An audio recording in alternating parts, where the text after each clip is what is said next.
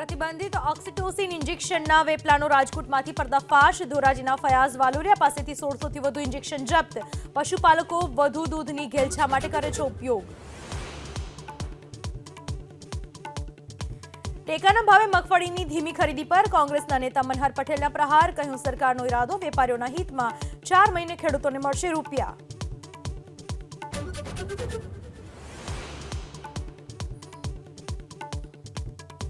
અમદાવાદમાં નરોડા પોલીસ સ્ટેશનના in charge PI અભિષેક ધવન વિવાદમાં. આરોપી અનિલ સોલંકીની 3rd ડિગ્રી ટોર્ચરની કોર્ટમાં ફરિયાદ. સીસીટીવી જાહેર કરવા અરજી કોર્ટે રાખી માન્ય.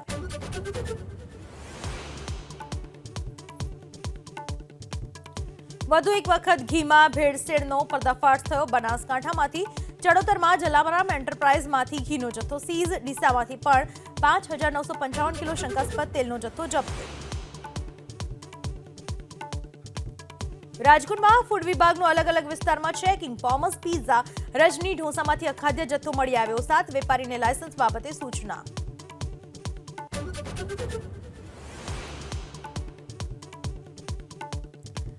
દિલ્હીમાં કોંગ્રેસના પ્રચારને રાહુલ ગાંધી બનાવશે વેગવંતો. આજે સદર બજાર બેઠકના ઉમેદવાર માટે પ્રચંડ પ્રચાર.